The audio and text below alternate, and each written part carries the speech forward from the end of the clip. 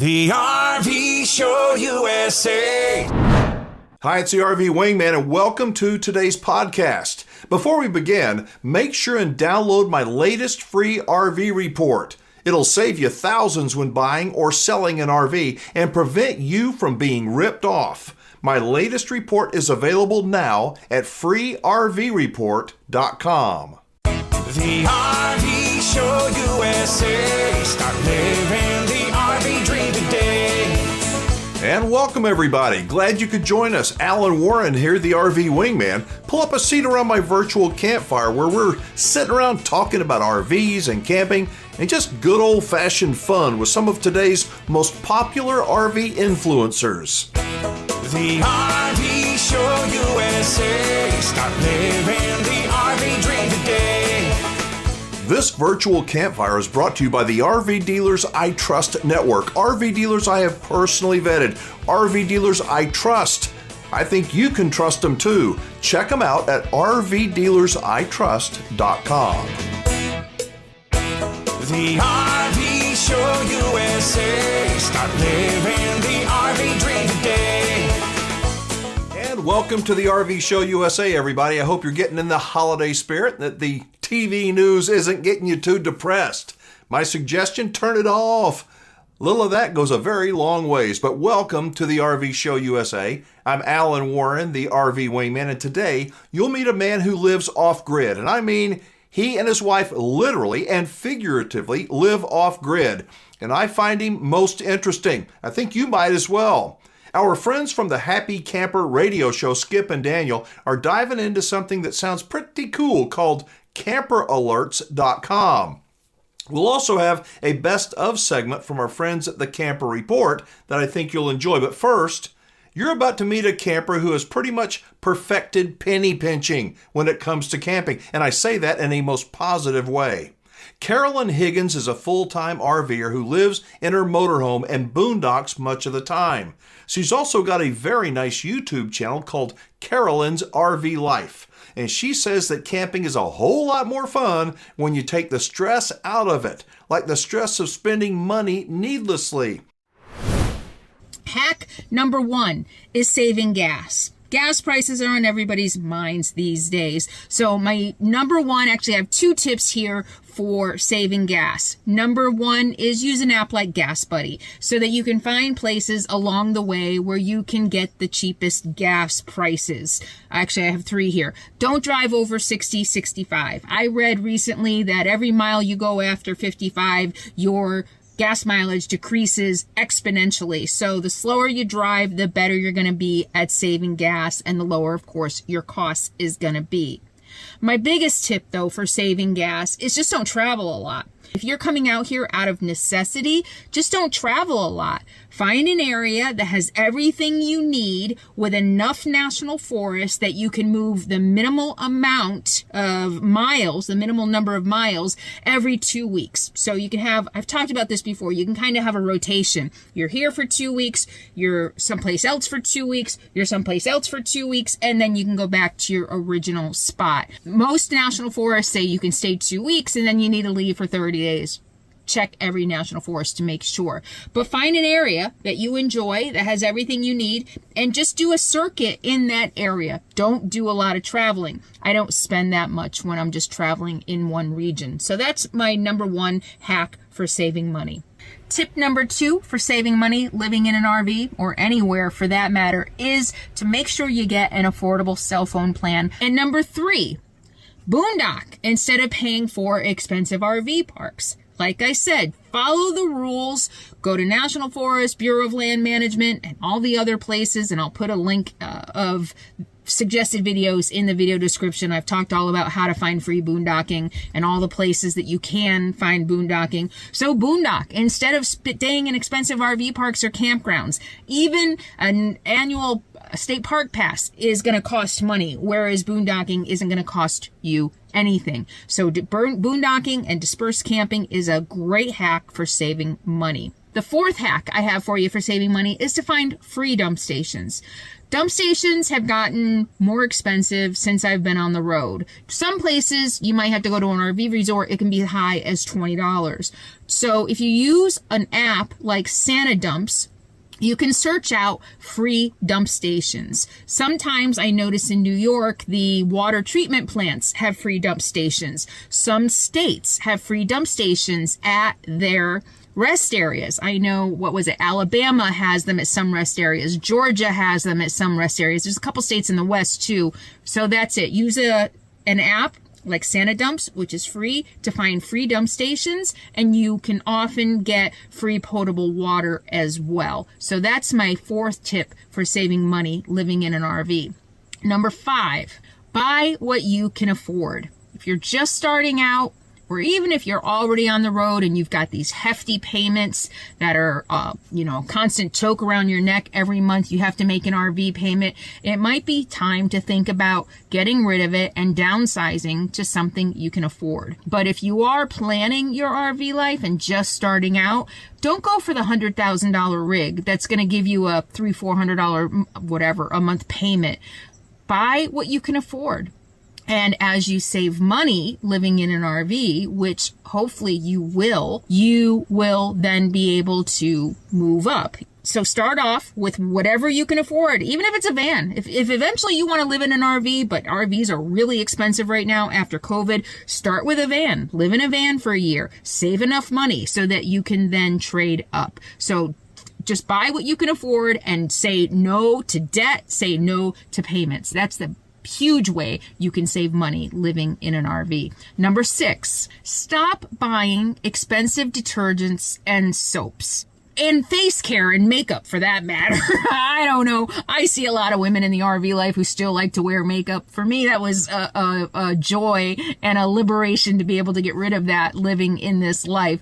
But even things like soap and detergent and laundry detergent, you would be amazed at what vinegar can do. White vinegar, apple cider vinegar, and you can get a big thing for a couple bucks. So try to find alternatives to the things you're used to buying, the commercial things that you're used to buying that are super expensive. And you would be amazed. I can stay clean without all the fancy soaps and fancy face. I don't use anything fancy on my face. I use soap and water. You don't have to necessarily spend money on really expensive commercial brands to stay clean and to keep your RV clean. Number 7, and this is for women, stop using so much toilet paper.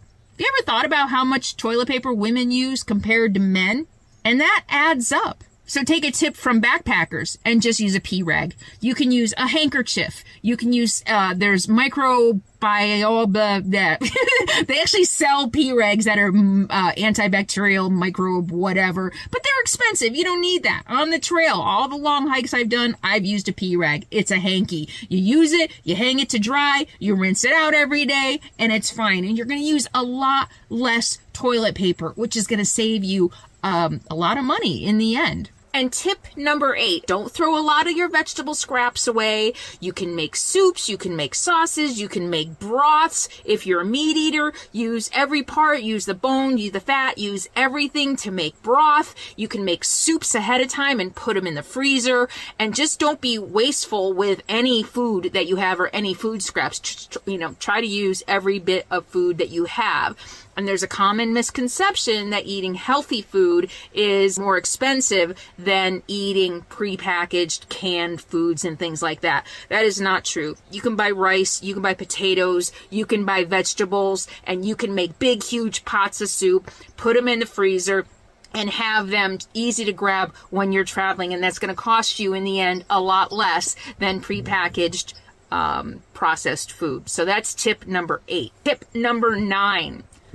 Conserve propane. So here are things I do all the time to conserve propane so that in the summer especially, I can go a month, maybe longer, on 10 gallons of propane. It's pretty good, right? Propane runs my refrigerator and my stove and my heat and my water heater. So here is my hack for saving money on propane. I never turn on the hot water unless I'm going to take a shower. And I don't take very many showers. I usually sponge bathe as often as I need to. Here in the humidity, I need to do it a lot more, but just sponge bathe. What I do is when I'm boiling water for my coffee in the morning, I boil a little extra. I put it a couple cups in a bowl. I wet a washcloth, and that's how I bathe. So don't turn on the hot water unless you are going to take a shower. Same thing for dishes. I just boil a little bit of water for my dishes. The second thing that you can do to save propane in the winter, instead of turning on the heat, bake something. So you get double duty out of your propane. It's going to heat your RV up and you get dinner at the same time. And hack number 10 for saving money living in an RV is to maintain your vehicle.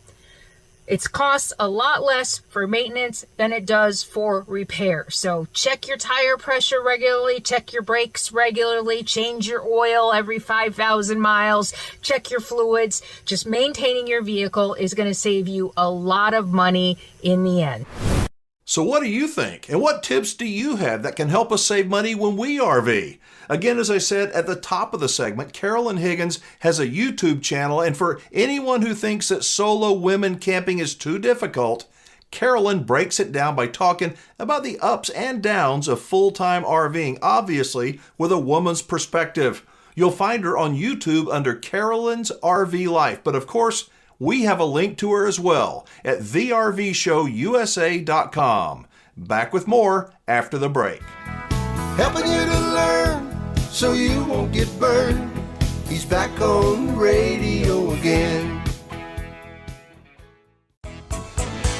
And welcome back to the RV Show USA, everybody. I'm Alan Warren, the RV Wingman. If you're a camper, you know that finding a good camping spot today is easier than it has been for the past couple of seasons. Now, there are many apps and websites that can help you plan ahead. Well, there's a dude, this smart dude that knows programming, that's come out with a program that can help you find the perfect campsite the minute it becomes available, even months in advance. Our friends at Happy Camper Radio have caught up with Thomas Vaughn from CamperAlerts.com to learn more. Thomas, you have a new program here, relatively new. It's called CamperAlerts.com. And from what I understand, if you have a particular campsite in mind, and I know I myself personally, there's one or two that I always go back to, but you just never know when the window of opportunity will open up for you to book that site. You have a website called CamperAlerts.com that actually takes care of that for the customers, don't you? I do, yeah. It will do a few things. It does what you just said.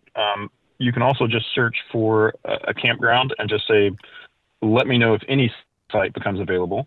But like you said, you can also drill down to a specific site, or maybe the way I like to use it is some of our campgrounds that we go to have, say, waterfront sites. Maybe there's 5 that are on the waterfront and we like to kayak. So I'll select any of those 5. If any of those 5 become available, it will send me an alert. So there's lots of different options like that. You know, I find a lot of people that go camping love to be right by the water, and I'm one of them. You know, at any time that I try to book a campground on recreation.gov, which is, one of the programs that, we feature here on the program constantly. I always try to get by the water if I possibly can. I like to be by the bathhouse. Why? Because I don't use the bathroom in campers. You don't use the bathroom in campers. It's my religion. Okay. So that would be an interesting question for you, Thomas. Would near the bathrooms. That's what I want. Well, there's nothing on the site that will specifically do that. But if you look up on say recreation.gov, find what sites are near a bathhouse, then you can select those when you're building an alert. Yeah, and that's one of the nice things about recreation.gov that I have used in the past is they do have maps on there, and you can actually zoom in to see where the bathhouse is, where the nearest playground is, or the picnic pavilion, or whatever the case may be. But I'm a waterfront guy, so that's one of the first things I would definitely plug into your website. Yeah. Now, tell us a little bit about Campers Alert, and how did you get started with this? Sure. So at the beginning of the pandemic, I got my wife hooked on camping, and as soon as we were done with the first trip, she said, "Okay, when can we go again?" And so I started looking and realized that there's nowhere to camp. Everything's booked out, 6 months in advance as soon as they open up. But I'm a software developer, and I thought, I bet there's people that have to cancel for, life happens. There's lots of reasons, and I wonder if I can find a way to figure out when that happens and send myself an email. So I built that and kind of used it for myself for the first couple of years. And pretty much every campsite we booked was because of that program that I had written. And so then I started thinking, well, I bet there are a lot of other people that could use this service. Specifically thinking about maybe people that only camp once or twice a year, and maybe they don't have, they can't book 6 months in advance because just their jobs or whatever in life keeps them from being able to plan that far in advance. And I didn't want someone like that to not be able to camp because of their life circumstances. So being able to set an alert, find out when somebody cancels, and book, something at the last minute could be really helpful. So I built that and just started adding additional reservation systems. So now we're up to 5 different reservation systems that it can check. And we check anywhere from every 15 minutes to every hour, depending on which level of an alert that you get. Okay, this does it automatically? It does. It does it automatically behind the scenes. You don't have to do anything after you set up the alert. And it will, depending on which alert you get, it will send you an email or a text message. And what that does, we don't book any sites for you. What it is, what we do is monitor these sites, let you know when something's available, send you details on which site or sites are available, and a link to the reservation site. And for most of them, it will take you straight to the page where you need to make the reservation. Now, how do the alerts come to you? Do the alerts come by email, text message? Either one. Depending on, we've got 3 different levels of alerts that kind of give you additional options. And the pro alert is the highest level, and it allows you to choose either email or text message as the delivery method. The other 2 levels will send an email. Okay. With the alert. Now, does it matter if you're a tent camper, an RV camper, or motorhome? Anybody can use your site? Anybody can use it, and we actually just released a big, basically version 2 of the site. So when I built this, we were tent campers, so it was kind of built with that in mind. And there weren't many RVers could use it, but there weren't the kind of filters that you need to be able to make sure that you get a site that's going to work for you. So version 2, what that did is add the option to set filters, so you can choose your equipment. So is it a tent or an RV or trailer? If you choose an RV and trailer, you can choose some additional options like the length of your rig, the whether you want hookups, what kind of hookups, full, electric only, electric and water, or just dry. And we take all those filters in and then only send you alerts based on what you chose. So if you chose full hookups and a site becomes available that matches everything else, but it doesn't have hookups, then we're not going to send you an alert. But then, if you don't care about that, then you don't set any filters, and we'll just alert you on any site. Oh, cool. Okay. What does it cost? Yeah.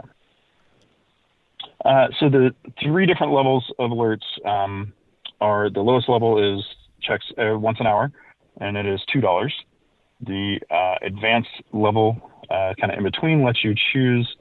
It checks every 30 minutes. It also lets you choose one specific site if you wanted to check for it. Like you said, you've got this one site that you love. Every time you go to this campground, you can choose that one specific site, and that one is $3.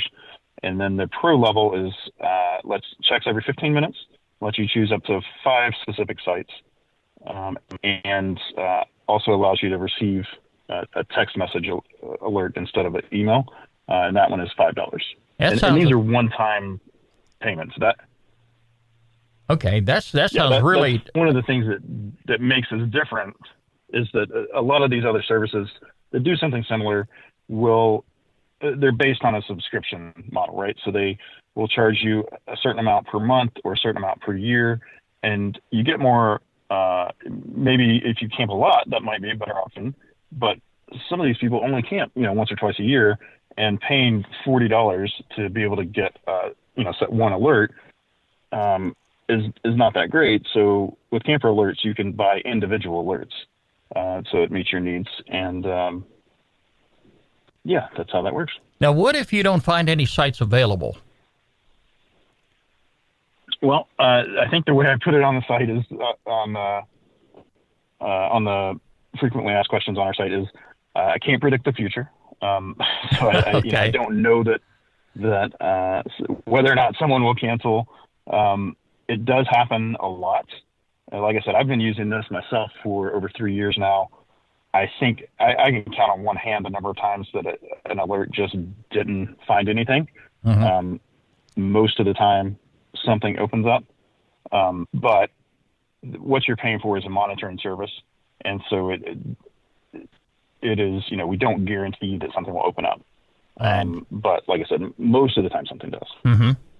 Okay, that sounds very interesting. And I can see where a service like yours could be really valuable to people who are really into camping, especially, if you camp a lot and you're retired and you have the time available to do that. CamperAlerts.com is the website. Maybe worth looking into, and the price definitely sounds right. By the way, I hope you'll check out Happy Camper Radio. Skip and Daniel live in the Southeast. They're RVers who've got a pretty cool deal going. Again, they're called Happy Camper Radio. We have a link up to them from our website at thervshowusa.com.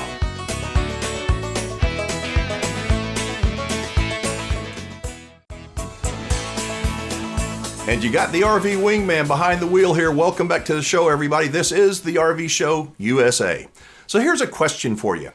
When you opened up your property tax statement last time, when you opened it up, I'll bet you almost anything that your taxes went up, your assessed value went up, and I'll bet almost anything you're not happy about it. Am I right? Well, the bad news is that I don't ever see that trend reversing. Not ever. And that, I believe, is one of the reasons why people are giving up on a sticks and bricks home and choosing to live full-time in an RV. It's because homeowners, especially those on a fixed income, are being squeezed to death financially. Up now is a man who is not happy about what the tax man says, but it's more than that. Doug from Off the Grid with Doug and Stacy sees a much bigger issue. Like what, you may ask? Well, how about the phrase we seem to be hearing a lot of lately? In the future, you will own nothing and be happy. Well, this is one of those stories where I introduce you to people that I believe have a cool perspective, worth listening to. Just listen with an open mind. In America, you now go to work, get taxed on your income, get taxed on everything you buy, get taxed on your house when you buy it, get taxed on your house when you own it. In Missouri, we even have personal property tax on our cars. So then I buy a car, I have to pay sales tax when I buy the car, thousands of dollars if you buy a new car. Then I have to pay personal property tax every single year on said car. Here we go.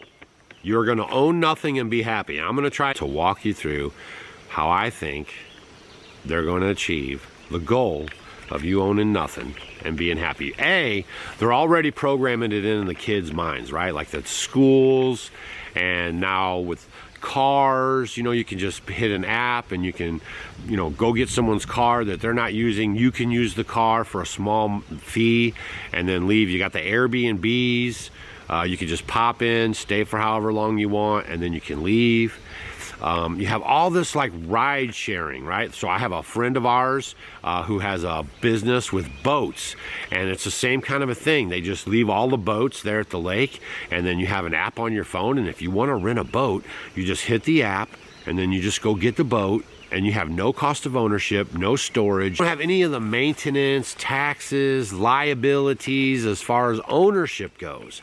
And so the young kids, that's what they're getting in their mind, right? Like they don't want to own anything. They don't want to have to pay personal property tax and taxes, and they don't want to be upkeeping the place. And you know what I mean? Like they're just seeing it as a convenience, all the while not understanding that they're actually building no wealth. There's nothing to pass on to their heirs, to their family members, to their generations to come. It just all ends. When they're done, it's just it. They were just basically a consumer, and they just used, never built anything for longevity. You should be able to build up and be proud of what you build up and then hand it to your family, the next generation. What have we done? What has happened? Man, it used to be like, if you read the Founding Fathers' papers, like that was their dream they envisioned. Thomas Jefferson actually envisioned our country full of small land holders, people that made a living off of their land, and then who got together and had a collective voice on worldly matters, if you will, because they have a stake in it. Today, we don't have a stake in anything. People are just waking up and going through the motions. And look where it's getting us. Look, turn on your TV. Look where it's getting us. They're sexualizing your kids now in the public schools. Please, I implore you, if you have your children in public schools, I don't care if you think it's the best public school, get them out of the public schools. Learn to live off of one income, okay? The mothers, get home and raise your children. That is the most rewarding, it is your purpose. I mean, it is your purpose. That's why everything's so messed up. Because we're trying to operate off of man's purpose, man's design, and not God's design. But I got my tax assessment on this property, went up 110%. Last year's tax value was $38,260, and this year it's $69,380. I almost lost my marbles when I opened this up. I called our assessor immediately and spent over a half an hour on the phone with him, asking him, what are you doing? What are you even doing? And he tried to give me the rundowns on, how they do their assessments and, following the state guidelines. And I just let them have a good, hard dose of reality, Like, on the best day, that building will never bring in the money that he's saying, because I just live in this little town of a couple thousand people. And so this right here is how they're going to do it. They're going to raise the property taxes on y'all.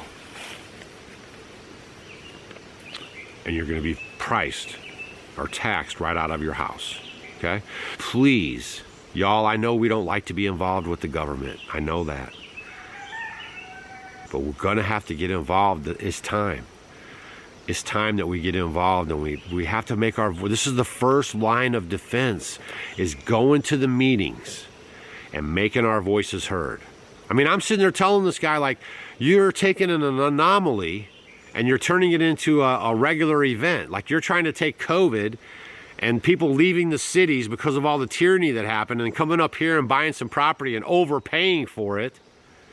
And then you're trying to use that data and punish me, a person who's lived in the community now for 15 years and has contributed to it, and I'm trying to better the community. So we have to get a handle on this. Or you guys are going to wake up and you're going to be forced out of your property because you can't afford. It's not that you can't afford the insurance. It's not that you can't afford the upkeep. It's not that you can't afford the siding or the new roof. But it's going to be that you can't afford the taxes. In America,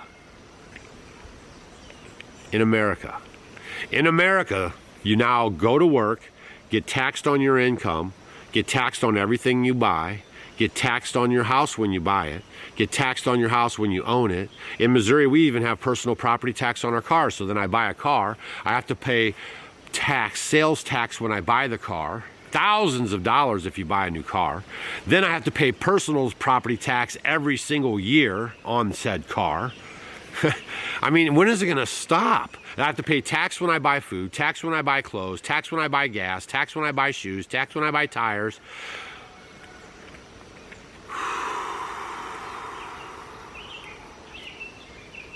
So I just wanted to bring this information to you guys. But it is high time that we all start waking up and we all start getting involved and we start putting our foot down. Your grandkids and your great-grandkids are counting on you in this moment, right now. Because our grandparents and great-grandparents dropped the ball. I said it. They straight up dropped the ball. They should have never let them roll in all these taxes on us. Never. Okay? Never. So could this kind of thing actually happen? I know this segment wasn't about camping and RVing, but I think for many, you may be able to see the big picture. The saying that in the future you will own nothing and be happy. It's a phrase that originated with the WEF. Don't believe me? Look it up. I wanted to run this segment not to change anyone's mind, not to bash anybody, not to criticize anyone, but to just bring up a subject and introduce you to some folks that I follow and listen to a lot. So what do you think about all this? Do you feel the never-ending financial squeeze? For those on a fixed income, it doesn't look good, at least from my perspective. Anyhow, is this the kind of material you're interested in hearing more of? Maybe so, maybe not. Well, if you're like me, I hope you'll add Doug and Stacy to your favorites, or at least check them out at Off Grid with Doug and Stacy. And of course, we have a link to them from our website. Just go to thervshowusa.com, and while you're there, make sure and add your name to our email list.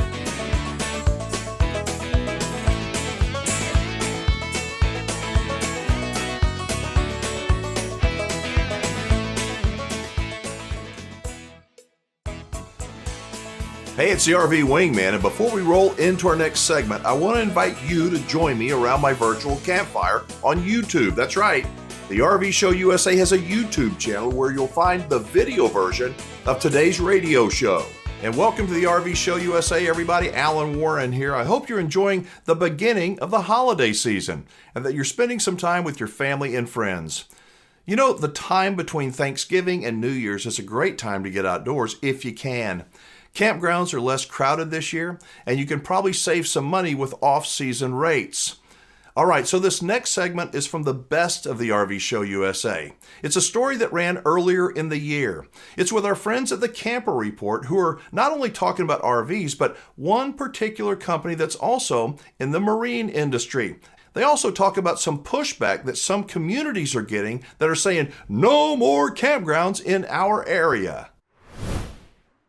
In the last couple of years, our friends at Winnebago have kind of turned themselves from just an RV manufacturer to really an outdoor recreation company.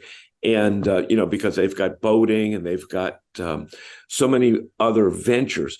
But the numbers are now starting to show that they're going in the right direction because so many people now are turning to outdoor activities as opposed to, which include camping and RVing.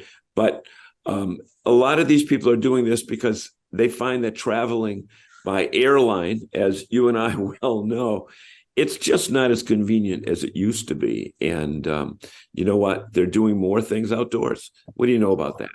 It's very interesting, but it's a sign of the times in terms of our own society. So there's so much pressure on cities and towns and government.